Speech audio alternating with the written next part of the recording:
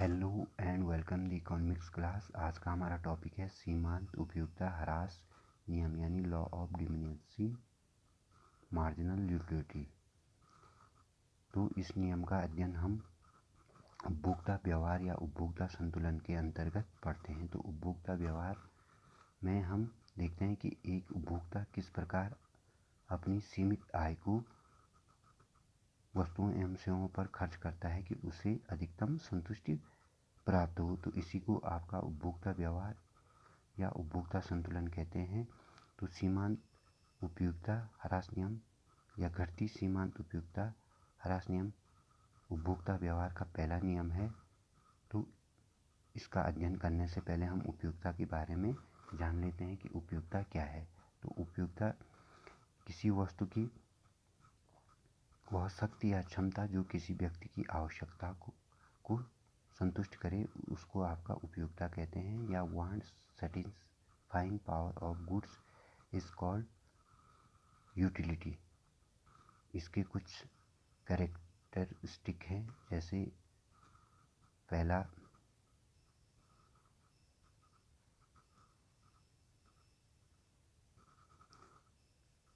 उपयोगिता एक मनोवैज्ञानिक धारणा है, यानी उपयोगिता व्यक्ति की मनोदशा पर निर्भर करता है कि उसे कितनी उपयोगिता मिल रही है। हम नहीं कह सकते हैं कि इस वस्तु के उपभोग से व्यक्ति को इतनी उपयोगिता मिली। दूसरा है उपयोगिता व्यक्तिपरक होती है, यानी सब्जेक्टिव होती है। जैसे जो व्यक्ति शराब और सिगरेट का सेवन नहीं करता है तो उसको शराब और सिगरेट के सेवन से कोई उपयोगिता नहीं मिलती है, और जो व्यक्ति शराब और सिगरेट के सेवन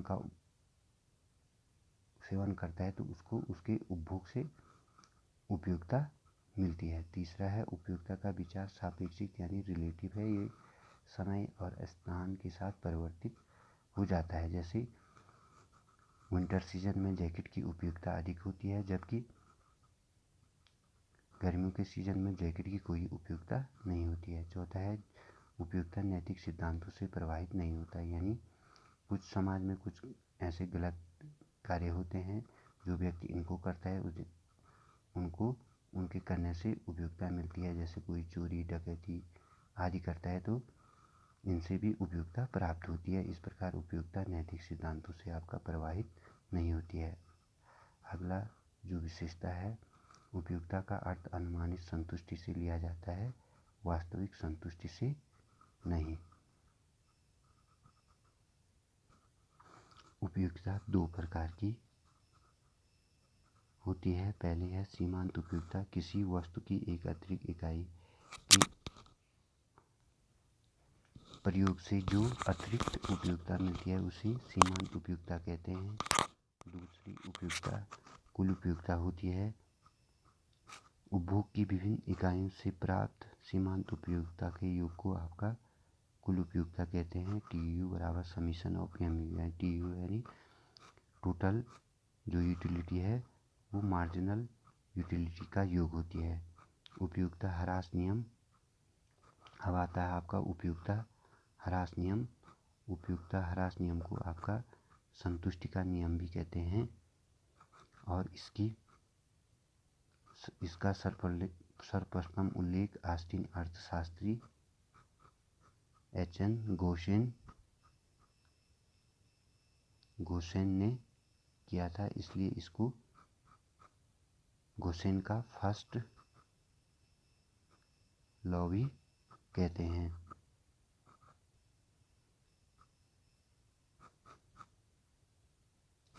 उपयोगिता ह्रास नियम बताता है कि जब किसी वस्तु की मानक इकाइयों का लगातार उपभोग किया जाता है तो प्रत्येक अतिरिक्त इकाई से मिलने वाली सीमांत उपयोगिता घटती जाती है।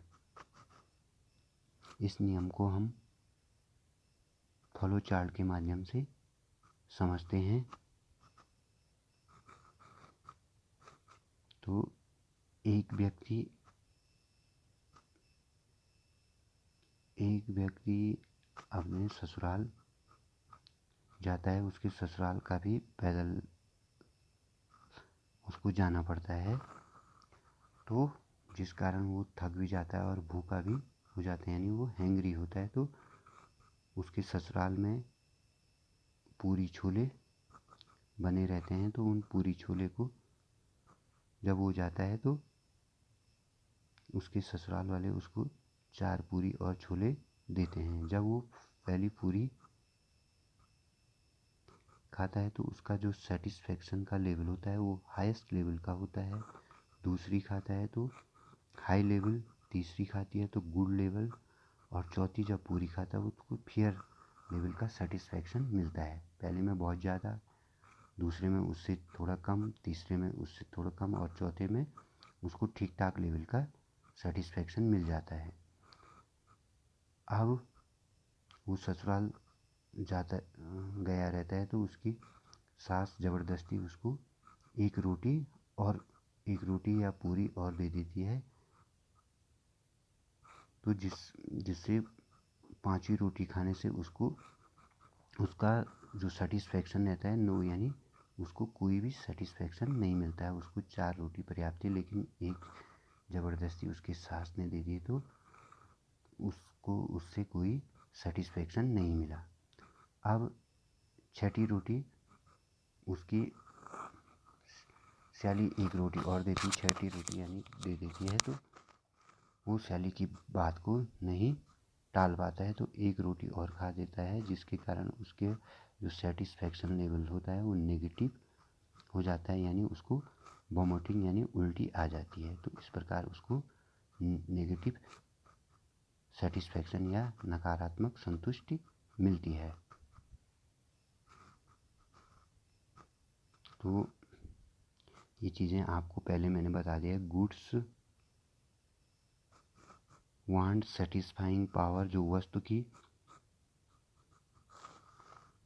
वस्तु की जो आवश्यकता को संतुष्ट करने की शक्ति या क्षमता है, वो ये आपकी उस वस्तु की वही उपयोगिता है। किसी वस्तु की आवश्यकता को संतुष्ट करने की शक्ति या क्षमता ही आपकी यूटिलिटी या उपयोगिता है। तो law of diminishing marginal utility हमको ये बताता है कि additional utility derived from consummation of an additional utility of the community goes on falling, यानी एक अतिरिक्त इकाई के प्रयोग करने से, जैसे जैसे हम वस्तु की एक अतिरिक्त इकाई का प्रयोग एडिशनल यानी एक अतिरिक्त इकाई का प्रयोग करते हैं, तो वैसे हमें अगली इकाई से मिलने वाली जो उपयोगिता है वो फॉलिंग यानी गिरती जाती है।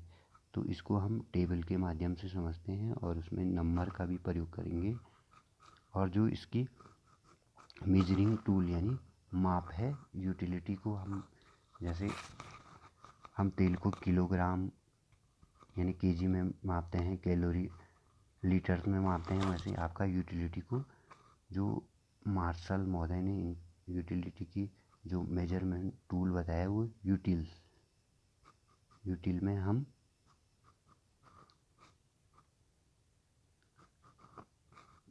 यूटिल यूनिट में हम आपका यूटिलिटी को मापते हैं।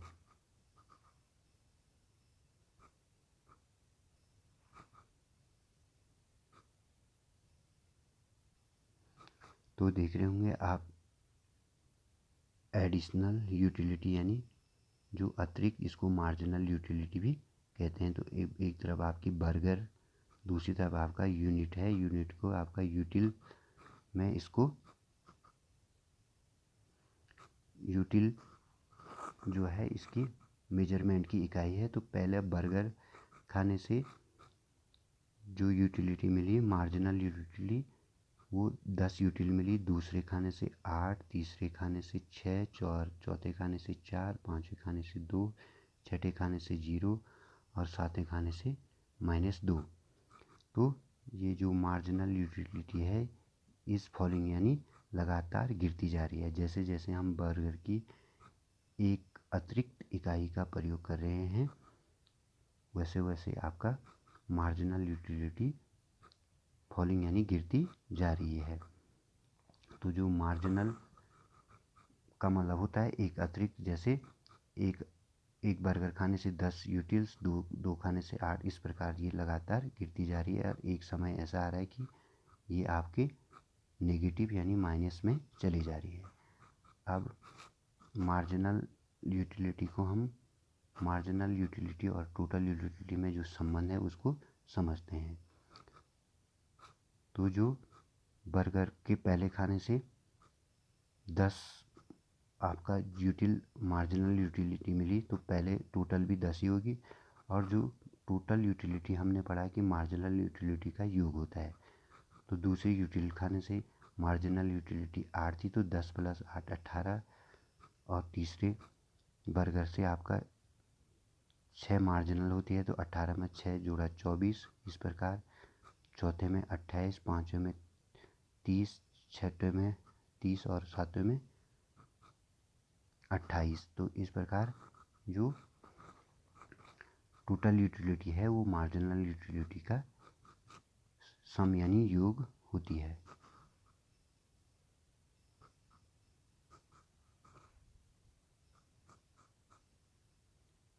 अब डायग्राम के माध्यम से समझते हैं हम।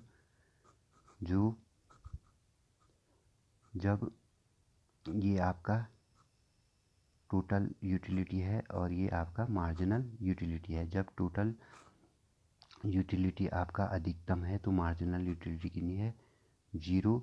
जब ये बढ़ रही है तो ये भी बढ़ रही है लेकिन पॉजिटिव है, और जब ये अधिकतम है तो जब ये टोटल यूटिलिटी गिरती है तो आपका मार्जिनल यूटिलिटी नेगेटिव हो जाती है।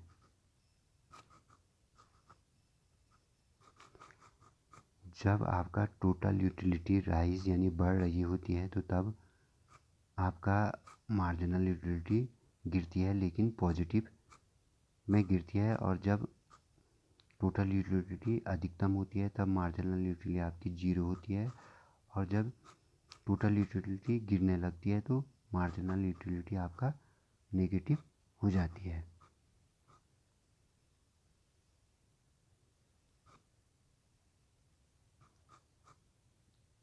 ये आप देख सकते हैं, जब टोटल यूटिलिटी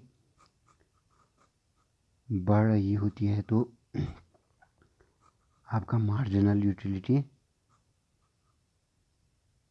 गिरती है लेकिन पॉजिटिव यानी पॉजिटिव वे में गिरती है, और जब टोटल यूटिलिटी आपका अधिकतम रहती है तब मार्जिनल यूटिलिटी आपकी 0 रहती है, और जब टोटल यूटिलिटी गिरती है तो आपका मार्जिनल यूटिलिटी नेगेटिव हो जाती है। ये आपका डायग्राम में भी है कि जब टोटल यूटिलिटी बढ़ती है तो मार्जिनल यूटिलिटी घटती है लेकिन पॉजिटिव वे में घटती है, और जब टोटल यूटिलिटी अधिकतम रहती है तो मार्जिनल यूटिलिटी 0 रहती है, और जब टोटल यूटिलिटी घटती है तो मार्जिनल यूटिलिटी आपका नेगेटिव हो जाती है। जो हमको अगर मार्जिनल यूटिलिटी निकालनी है चौथे यूनिट की, तो मार्जिनल यूटिलिटी का जो फॉर्मूला है, मार्जिनल यूटिलिटी n यानी जो भी संख्या जिस भी संख्या का निकालना है बराबर TUN total utility minus TUN यानी टोटल यूनिटी n यानी -1, जो जिस यूनिट की निकाली है उसमें से -1 को घटा देते हैं। तो जैसे टोटल यूटिलिटी -4 यूनिट की निकालनी है तो total utility 4 minus total utility 4 - 1, तो total utility 4 minus total utility 1 यानी टोटल यूटिलिटी 3, 28 - 24 यानी 4, तो मार्जिनल यूटिलिटी आपके 4 आ गई। इस चौथे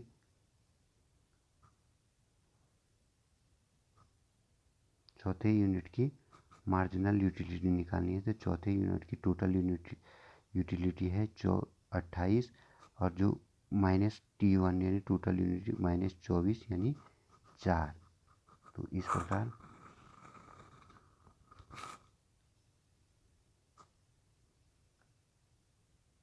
इस प्रकार ये टॉपिक आपका क्लियर हो जाता है।